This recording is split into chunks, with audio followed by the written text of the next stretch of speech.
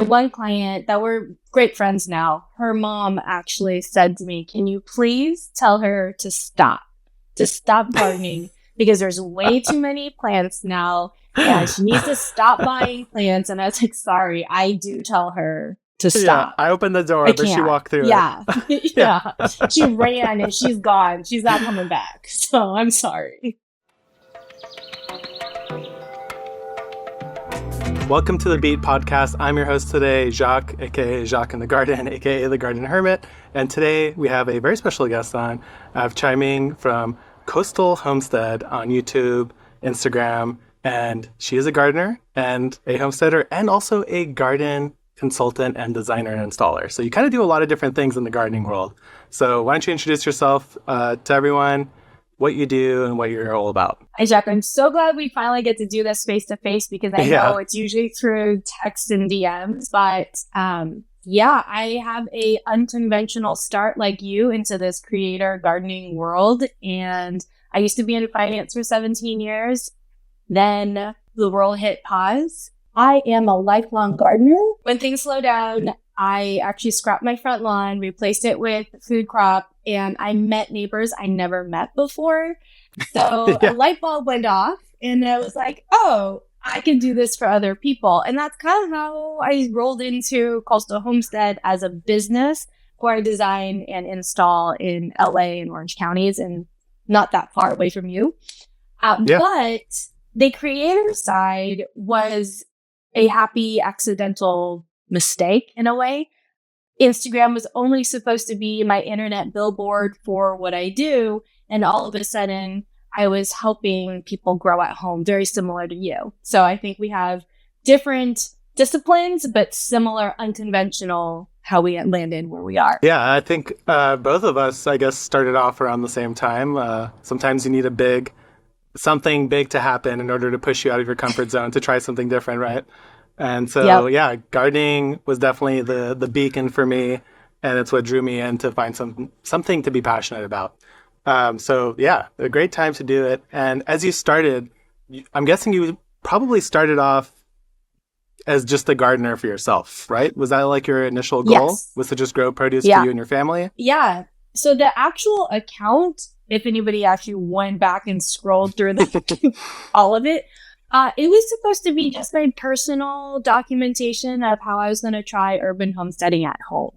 Now, I don't remember when I started gardening because my mom would always, find a cutting here or there, stick it into some tin can that she repurposed or something like that. That's how my mom is too.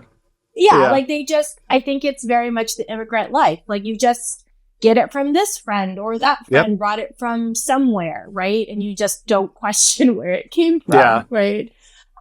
But that's kind of how I was always influenced with gardening and how I started thinking I wanted to do it for my family more and more because I am a mom. I have a 9 and an 11-year-old, and I noticed that their friends didn't really understand where food came from and how far the grocery store produce is from the farm. Yeah. And if we feel that in California where so much is grown, what about everybody else? Oh yeah, I can't even imagine. Yeah, there was like this aha moment where, oh, we need to do something about this.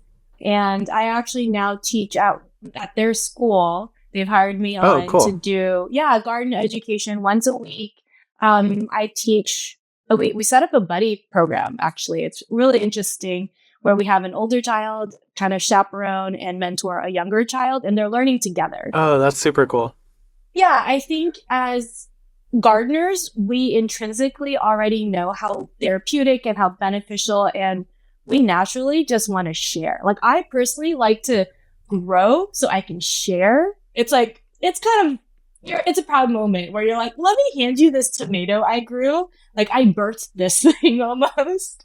And so for children to be able to see, like just this past week, we had harvested radishes and cilantro, and they got to have some tahini on it, and they were so proud, like just, I want to say a month and a half ago, they had just planted that. And now for them to see that full cycle, they're so excited and pumped. They're like, what are we going to do next? Yeah, that's super fun to get that complete from seed to something you could actually eat, harvest, even if it is like a radish. And to get a kid excited for a radish, like, come on, like, how magical is that? It was very magical. We have parent volunteers come just to, because we have 2 classes at the same time. So this last one was 1st and 3rd grade. They get paired up. And so we have 2 parent volunteers in each class. And that's really just to rein them all in, because that's about 50 kids at a time going bonkers. But when we said that they could have seconds, because everybody got their first little matchstick cut of a radish, they came, like, all the hands were grabbing, and they were like palms out for tahine. It was, I told the parents, I can't promise you they will eat like this at home, but they will do that here in the garden. Yeah. And if you guys don't know, we both know tahine because we're in Southern California. But it's like a Mexican kind of sour, spicy, salty seasoning that's very popular on fruits and vegetables. A couple things jumped out first. Coming from immigrant parents, both my parents came from Bulgaria, and my mom, like, she was gardening with whatever. I had like random salad tubs with like plants in it and cuttings from like the neighbor. I'm like, where'd you get that? She's like, just from the neighbor. I was like, did you ask? She's like, no, it's just a little stick. And then the other one, of course, is when I started gardening, and I was telling her, I was like, oh yeah, I do organic gardening. And my parents were like, what? Organic gardening? Like, what do you mean? Like gardening? I was like, no, like organic, like, organic stuff. She's like, everything's organic. What do you mean? Like, they didn't understand the concept, because it's like, we make things so weird here compared to how everyone else grew up doing things. But with the kids in schools, it's really fun. I've done, I think 2 events at schools, and this one with elementary kids, I brought a bag of my compost, and oh my God, these kids were losing their minds. Like, they were digging through it, and there's one kid who had like 30 pill bugs, and she was like trying to collect every single one. She's like, look at all these bugs. And somebody else is like collecting the worms, and they were like getting all dirty and playing with the compost. I was like, I really didn't think this would like excite you guys this much. I just kind of brought it. I thought maybe it'd gross you out to see some bugs in there, but they were so excited and willing to participate and get into it. But yeah, I would love to do more stuff with schools and with the kids. It's just so much fun, because like here growing up in the school system, I was never really exposed to that at all. It's not really part of our culture. So I love the idea, and I love that you're engaged with the local schools like that. I need to actually find some more of that to do. So you started gardening, it went so well, the kids were into it, you started doing it at schools. So how did you said you transitioned from your previous corporate life, right, to what you're doing now. How was that like transition for you? Was it something you just jumped in all in and started doing gardening? Like, how did that business idea even like start?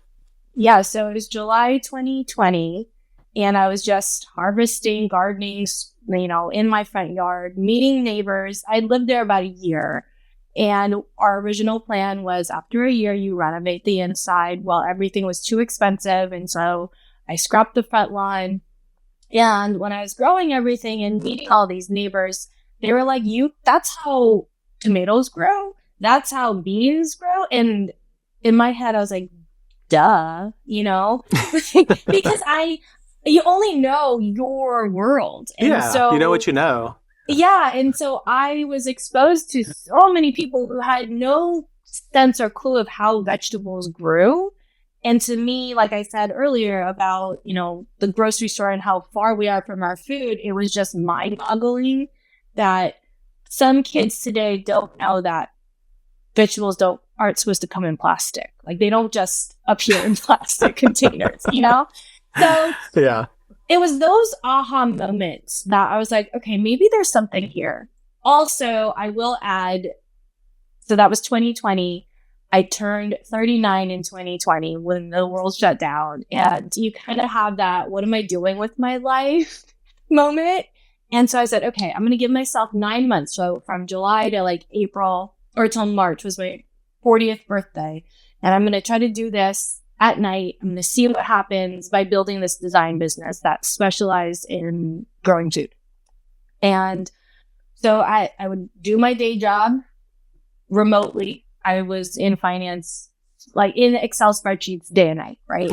And then after my kids went to bed, so around 8:30, 9 o'clock, I would build my website, like post about Instagram, like on Instagram about the different things I was growing and what I could help other people do. And that's kind of how it organically happened.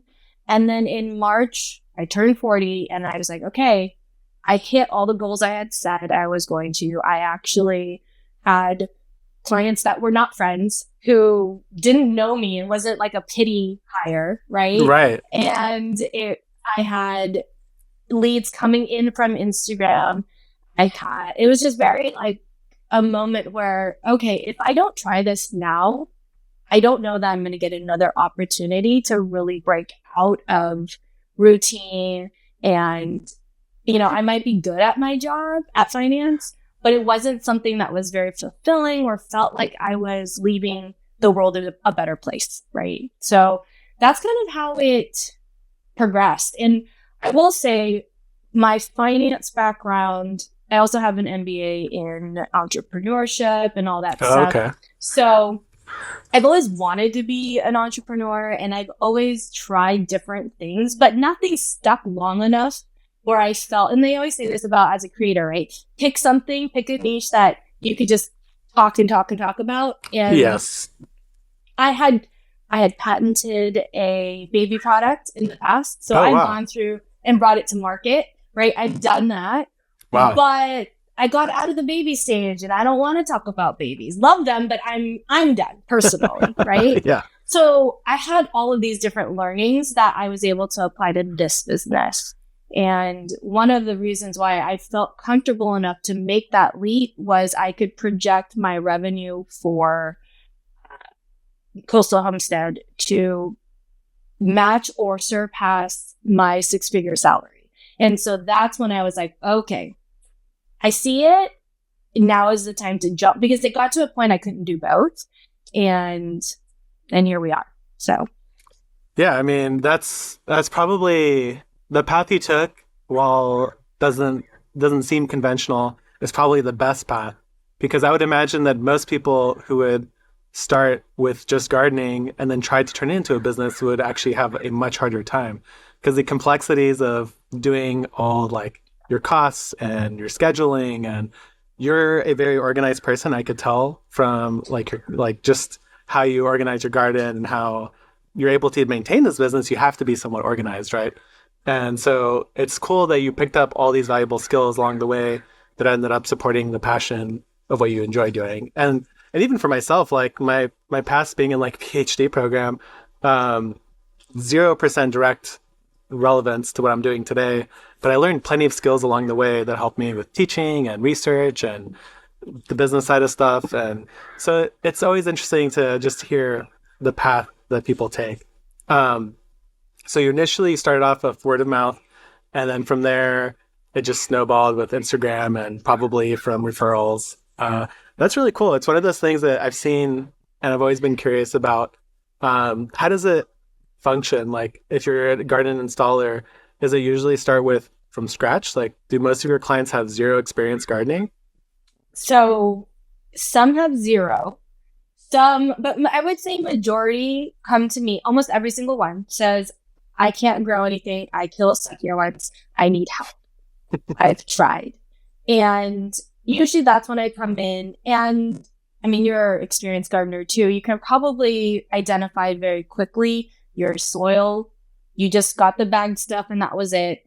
Your irrigation, you might have a system, but you don't know how it works, or you don't know the actual settings to make it so your plants don't stress out. Exactly. Or that you actually have to change it and maintain it throughout the year, especially if you're outside of Southern California. You really have to. We're spoiled.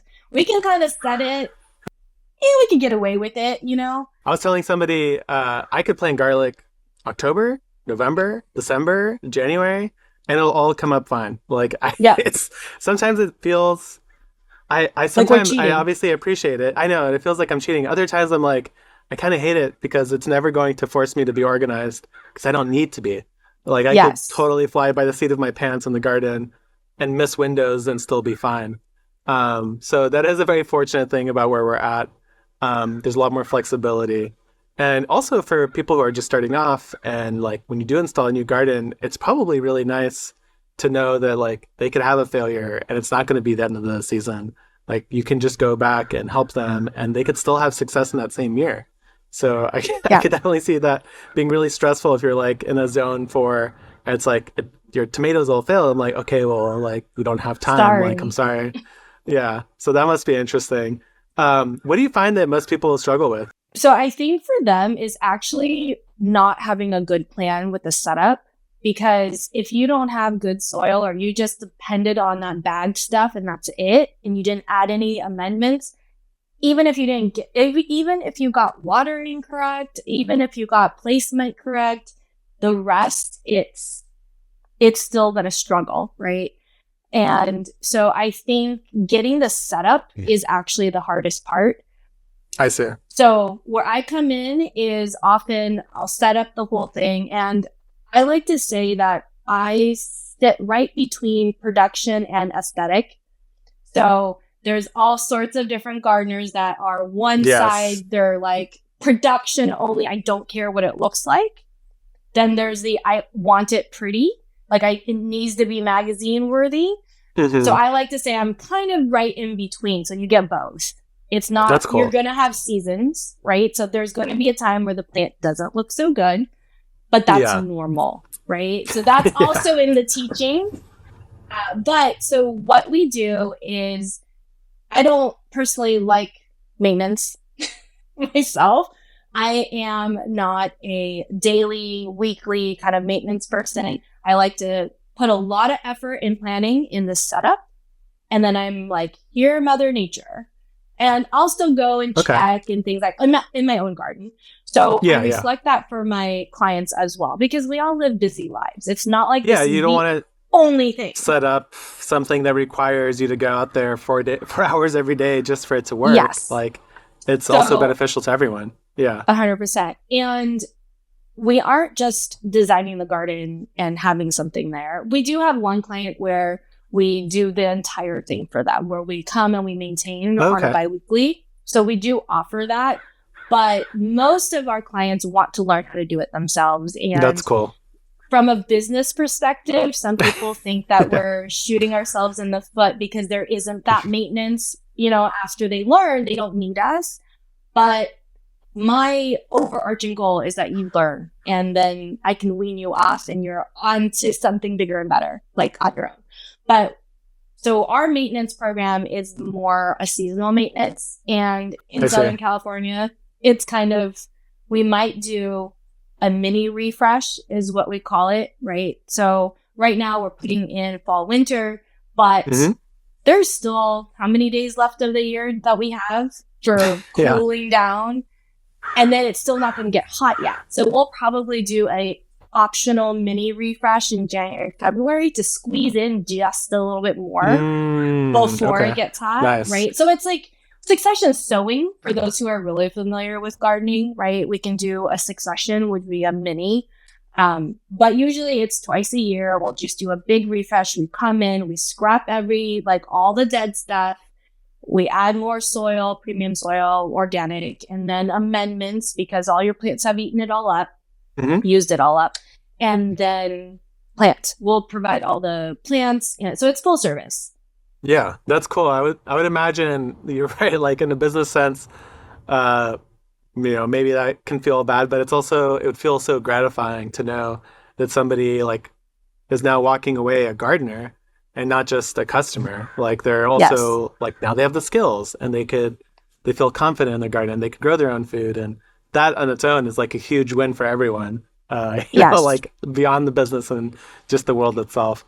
That's really, really cool. One client that we're great friends now, her mom actually said to me, can you please tell her to stop gardening because there's way too many plants now and she needs to stop buying plants. And I was like, sorry, I do tell her to stop. I opened the door, but she walked through it. Yeah. She ran and she's gone. She's not coming back. So I'm sorry. Okay, so she's in deep. That's a lifer. Very deep. That's cool. The other thing I've noticed, so you're also you're an urban gardener, right? Like Mhm. your space, like I can't tell, but like your primary growing space, it seems to be like your front yard. Is it kind of wrap around? Like, so that you're saying you're interacting with your neighbors, they could see you. So your garden must be like right on the sidewalk, right? Or close.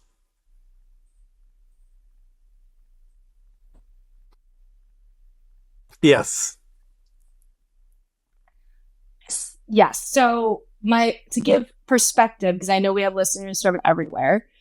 In Southern Oh, California, okay. I'm in Yeah. LA. And so LA, we don't have very Right. large lots. And so my entire lot is 5,000 square feet. It's not very big. That's with my house on top of it. So minus my house, minus my detached garage. I also have chickens. So minus my chickens, minus my chicken run.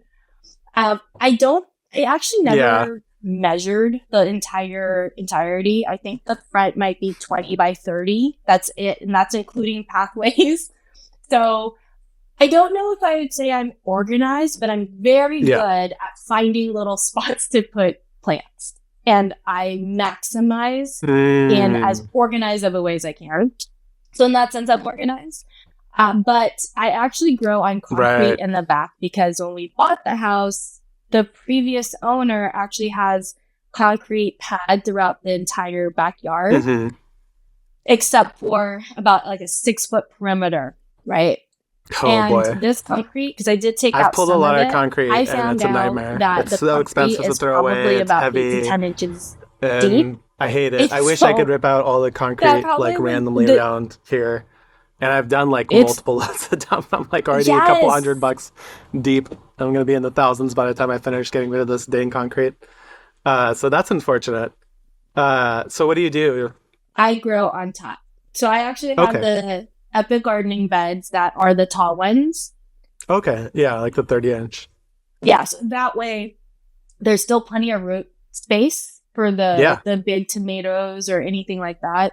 And I actually just installed a greenhouse back there too, one of the BC Oh, cool. greenhouses. Oh, Yeah. very nice. Yeah. It's a lot of fun. I'd be curious, how long have you had it?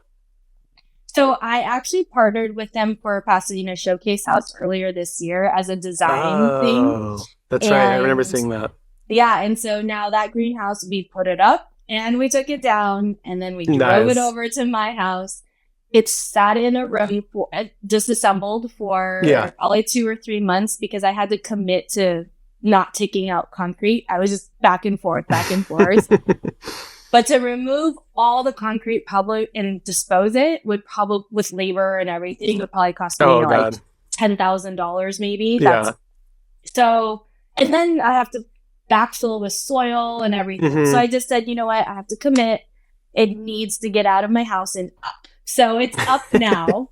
And yeah, so we anchored it straight to the concrete. It's all glass.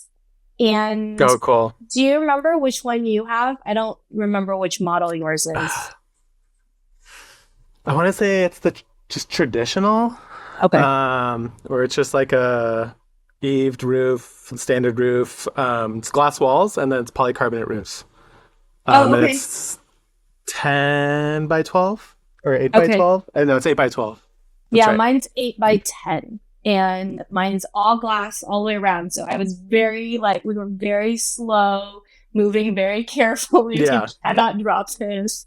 It is But crazy though how like technically easy they are to build. Like I yes. built the whole thing like by myself, like the foundation and everything, and it was totally fine. Mhm. Kevin helped me on the last day to put up the roof because it was like a Yeah. 2-person thing. But man, like yeah, I'm definitely tearing that thing down and taking it wherever I go for sure. Just now that Yes. you already did that once, like Yeah. they told me that people do that, but now to hear that you've actually done it, I'm like, yeah, I'm locked in for sure. I would But only it's really great say for seed starting, I'll say. when you're about to do that, just use painter's tape and label the front, the back, because that Yes, will that's a good help idea. you. Yeah. Yeah. And then what we also did that was helpful is the front and back, the bars, we would wrap them together with painter's tape and label front back. Okay. Because that was That's a the really good majority call. of the time was like the foundation leveling it. That was it. And then figuring out which piece goes where. But other than that, it was so easy to put together. Yeah, and it's been really fun. I'm still trying to figure out how to get the most out of a greenhouse, like in an urban space here. The Hmm. best, like absolute biggest return that I've had from it is the seed starting in the spring is so Yeah. phenomenal. Like the seedlings are absolutely amazing. It doesn't get hot enough that I ever have to worry about anything, and they look like I bought them at like they look like the nursery seed. Like they just grow bigger. I'm like that's so annoying that the only thing that I changed here is I put a giant glass house around it, and now I have like the best seedlings. I'm like, dang, wish I knew that sooner. But then in the summertime, I've had some fun with it. To some extent, I have some tropicals in there, like guavas. I have a mango in there. I harvested 2 mangoes this year. They were Oh, incredible. nice. I have giant Hawaiian guavas in there right now. A bunch of peppers. I got tons of cucumbers out of there. And in the winter, if you don't have a strawberry set up yet, I have a green stalk in there with strawberries, and they produce for me like December, January, February, Oh, incredible nice. strawberries. So I would highly recommend that. But I still haven't like fully decided what I want to do with it. I have some peppers in there, and I might put some tomatoes to try to push some winter tomatoes. But yeah, it's a fun thing because it opens up a new door for like pushing your seasons and experimenting and just trying to get the most out of the garden. Because like I'm sure you had the same thought. I'm like the greenhouse is great, but that means I also lose that space, which is where my Hmm. container garden used to be. So it's like I still have that space, but now I have to use it in a different way. And when you Yeah. are space limited, you really have to think about those things because it's there now. Like I'm not gonna just move it 2 feet or 1 foot. Like wherever I put it is where it's gonna be. I actually had two of the tall at the gardening beds, the 8 foot before I went to 10. And so I had two, I got a pair and had a big giant Mm, double cattle panel. So it's two yeah, cattle panels. nice. And for over a year, maybe 2 seasons, 2 winters, I would do snap peas down the entire thing. So I would have so much to give away. Oh, But that's where my greenhouse was going to overlap. So I actually lifted those because the beds are so light. I actually lifted them out because the roots of all yeah, the different plants held the soil in, and I moved them. So yeah, shovel bucket by bucket, I actually moved them, and you'll see it. It's all in my editing queue, but yeah, it's yeah. The deep editing queue that we all have. yes, Uh, yes. yeah, it is funny and interesting. We've pulled off a couple birdies beds, and it's so weird, like to just see all the soil, just like chunked, like staying there with all the roots. And they are very easy to move, and we have moved them a few times, especially at Kevin's house. A lot of fun with that. And you, I've seen you post about your arches a bunch, and you get really good production out of them. And you Yeah. seem to grow a wide variety of things. So you do the snap peas probably around spring and fall. What else do you grow on Um, those trellis panels? Yeah, so in the past, I did a squash tunnel during like spring, summer, and I really love the Rose 7. Is it Tetra squash? No, center cut. Center cut's Tetra my and favorite. center cut, so It's good. so creamy and like Oh, nutty. yeah. It's definitely our favorite zucchini, like quote unquote zucchini. It's like Summer squash, if you yeah. guys, yeah, it's like technically a butternut that was bred to be eaten as like a young squash, but man, that thing is delicious. Yeah, so Yeah. that's delicious. And then spaghetti squash, I don't know. It is so happy at my house. I didn't purposely plant it this year. This summer was got away from me. I was so busy with everything that I didn't put in as much effort into my own garden. And then time would pass. And then I don't know if you ever get like this, but uh, Oh yeah. if I don't feel like being on camera, I can't do the gardening because I can't do it Oh, twice. it's such So a yeah. This is kind of breaking the wall here, but it's like as people who garden and content create, it can feel like such a trap sometimes when you're like, yes. oh, I need to harvest that one pomegranate, but it's my only pomegranate, and I don't feel Yeah. like doing a video today. Maybe I'll do it tomorrow, and then it's like a week, and then your pomegranate explodes, and then nobody Yep. gets to eat it, and you don't Yeah. have the content. No. You end up with nothing. No, there's So plenty of harvests like that have happened here. Yeah, yeah. it's And part of the then game, I guess. so my spaghetti squash, I also recorded this in my editing queue. I got extra like seedlings from, left over from an installation. And I had put the epic gardening beds right alongside on my driveway on concrete, the short ones. And I had filled them with mushroom compost. I was ready to, I even put irrigation, and then I burnt out. Nice. And so I put these, like, it's not even a full 6-pack. I think it had like 2 or 3 cells left, but it was too much for a client garden. I just put it on top. And then I lifted the drip line to go over just so I would get a couple drips, because I was going to plant it later, right? Yeah, that was the plan. It never happened. And I know this really upsets newbie gardeners because they actually try. And I have like 4 spaghetti squash, like big, so nice. Funny. Yeah. And it grew over my driveway, grew over my fence. But spaghetti squash loves it here, and I didn't do anything. So tomatoes did that for me this year too. I got sent some PR, and I grew it on a flat panel trellis. And I got a little PR box that had the little pint-sized tomato. And again, I was going on a trip, didn't have time, put it in a bed, put the drip line on top, and I have 8-foot tomatoes from that, Yeah, I will say the drip irrigation has definitely had the biggest impact on my garden from when I used to try to hand water everything. Oh my God. It's like I enjoyed it, but I'm like, I can't spend hours every day doing this. I just don't have the time. Well, especially our summers got hotter. And realistically, we don't have rain, so it's like you have to. You have to. And I actually, this year, 2024, was my first year having drip at my house. Previously, I would hand water everything, and everything was fine. But this year, I broke, and I have to invest. And I did it myself, but we just have to put in the drip. Yeah. It like almost made me mad when I did it. It's like these things where I get mad at myself. Yes. I'm like, it's like the greenhouse. I'm like, are you kidding me? Like, I could have done this at any point earlier, and it would have saved me hundreds of hours of time and made a better garden. Yeah, there's probably a lot of those things around. There's always these optimizations in the garden. That's part of what I enjoy most, is the never-ending challenge. And it's hard to get bored when you're messing with Mother Nature, because you never know what you're going to get. One year could be really wet, could be really dry, really hot, and it's always a game of adapting. So that's also probably a good thing for business. Every year, always it's almost like we like torture, Like, yeah, I know. It's like it's hard to predict. Like to guess. Mm-hmm. Yeah. It's like last year you tell your client, like, this is how much water you need. Like the weather is different this year. Guess what? Things are different, and you have to adapt and learn. Exactly. That's why they always say, "Well, I watered," and I said, "But did you touch the soil?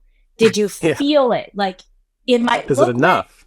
It might look dry, but you got to go like at least an inch deeper and stick your finger in there." That's the worst. When you look, the top layer looks super well watered, and you just, like you say, you just crack it open, and it's just dust.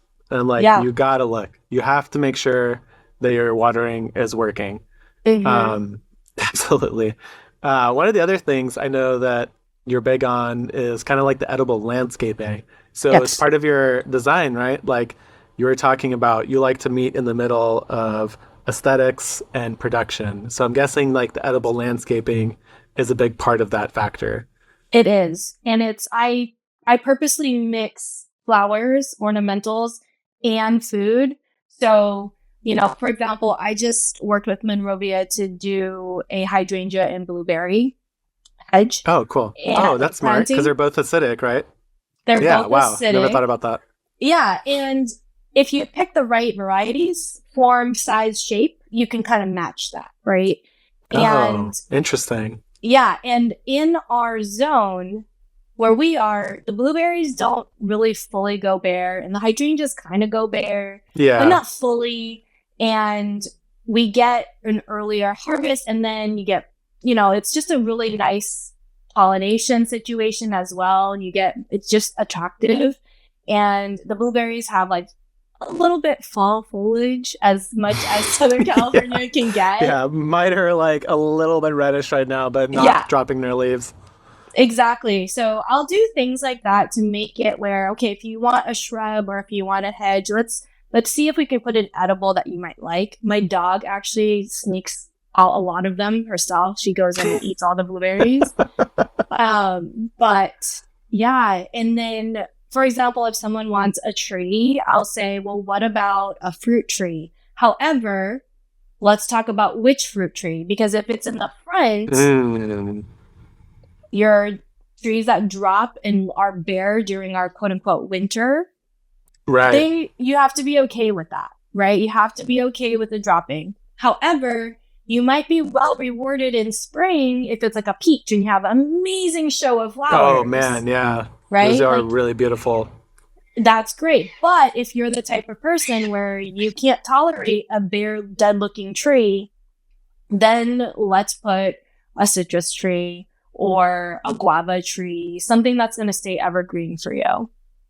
Yeah. No, that's really interesting. Kind of designing, like, the edible landscaping idea, I really like, and I've never really thought about it. Like, I haven't intentionally thought to plant in that way.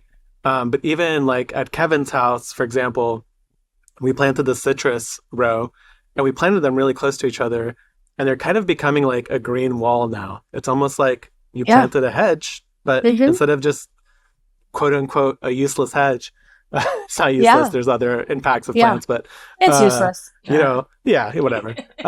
It's more useless compared to Valencia oranges and limes and grapefruits and all this deliciousness that you could harvest while still getting privacy, still getting evergreen vibrancy. It's just like a really cool thing to consider that I just don't think a lot of people think about when they're planning their landscaping. Is they're really thinking traditional landscaping plants. And probably a lot of that has to do with maintenance. But honestly, like things like these fruit trees, like I feel like it's easier to maintain a citrus tree than it is a hedge that grows like crazy fast and I have to trim it all the time. So there's definitely some benefits there. I know another one is like, do you use passion fruit in that way? Or is that more of like a... I do. I think you had like a big passion fruit at your place, right? I did. And so with passion fruit, I love passion fruit. I am of the opinion that passion fruit is a good plant. Some people are not of that opinion, my neighbor being one of them on that side. And so they don't like passion fruit. And I even offered to send my kids or myself over. We'll trim it for you. We'll collect the fruit for you. But no, they just cut. I see. And with passion fruit being a vine, if they cut the vine that just happened to go over to their side, the rest of it is, So 1 year it took a really, really big cut. And that passion fruit was like, I'm out. That was too stressful. So, I do think as a edible garden designer that passion fruit is a fantastic way to get fast coverage in an area that you may not be able to install a permanent wall. Yeah. Now, it's really good at filling in a fence line or something like that. Exactly. I mean, there is some training. There is some, it can get big and you do need to support it.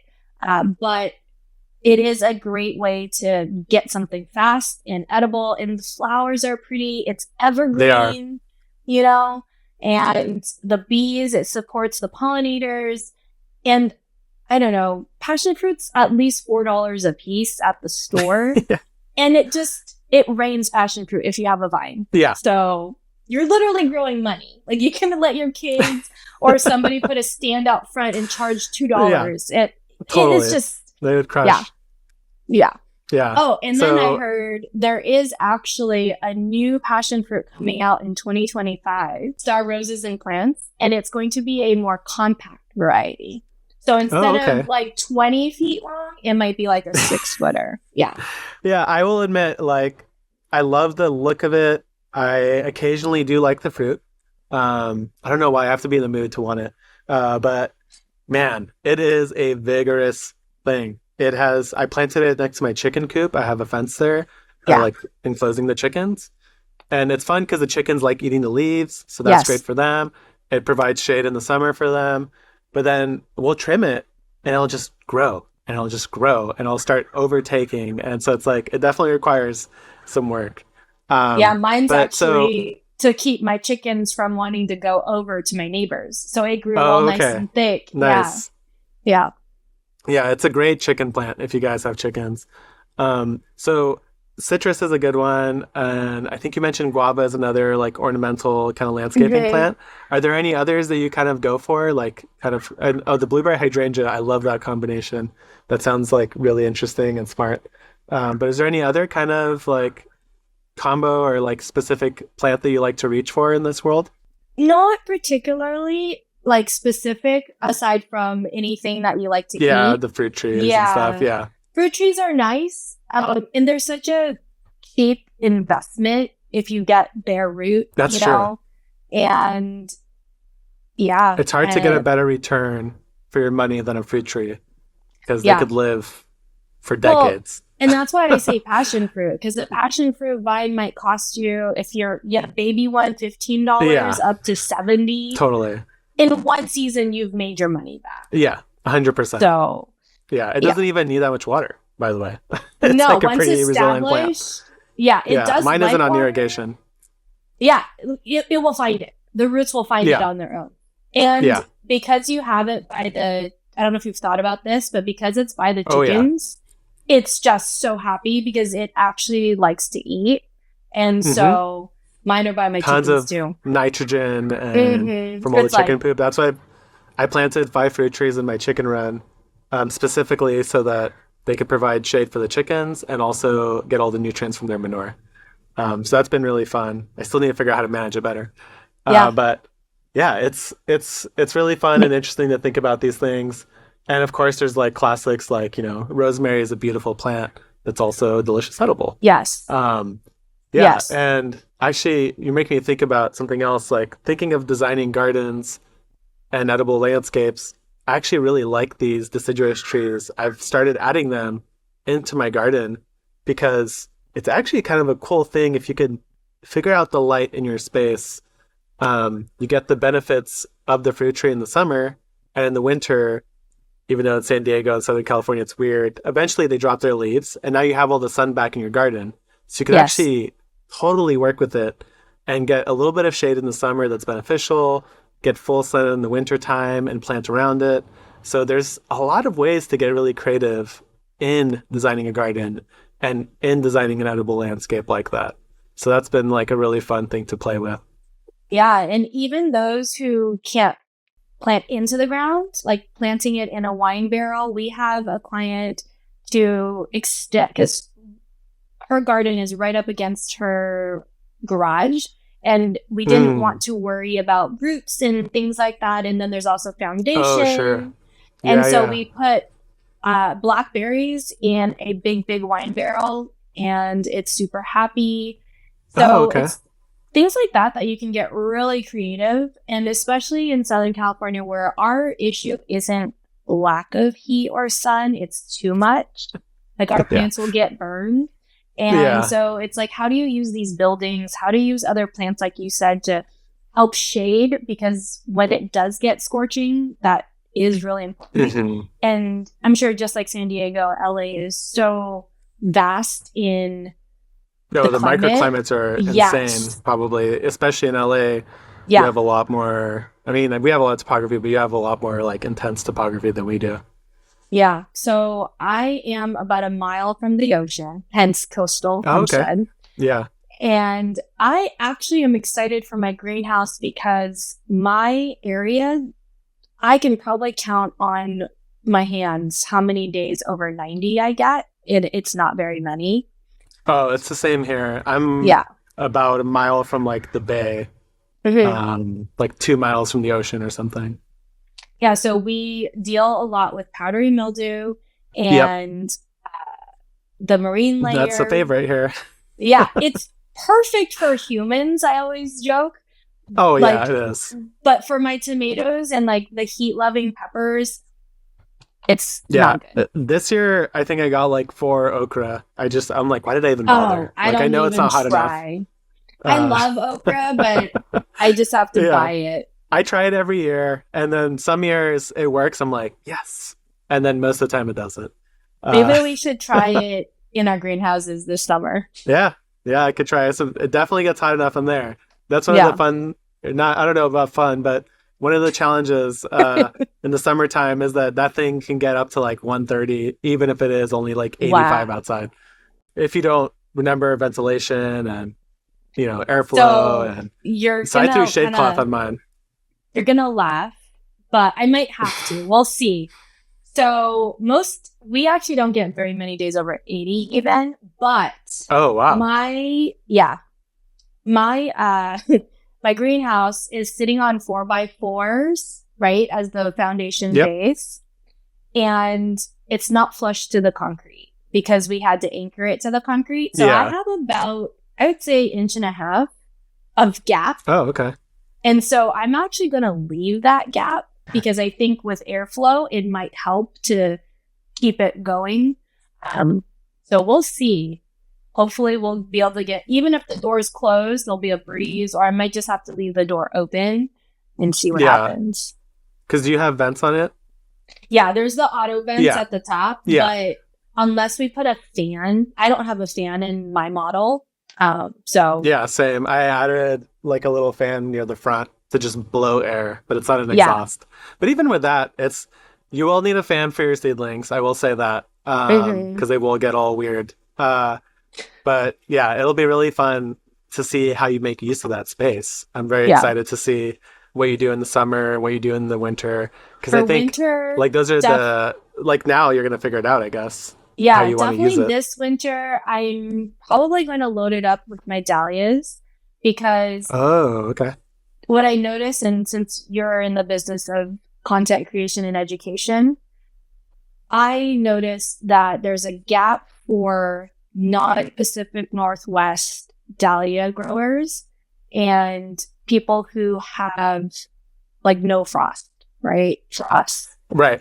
There's a big gap in that education. And I have a hypothesis that we can grow them earlier and later, that I want to test what are those things. And actually summer, when everyone else is like, they're pumping them out in August and September, that's kind of our dead zone because it's in most areas, it's way too hot, right?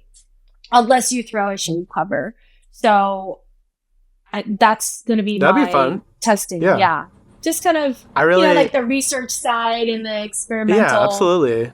I feel like I could say this with almost 100% confidence, but everyone who gardens is experimenting.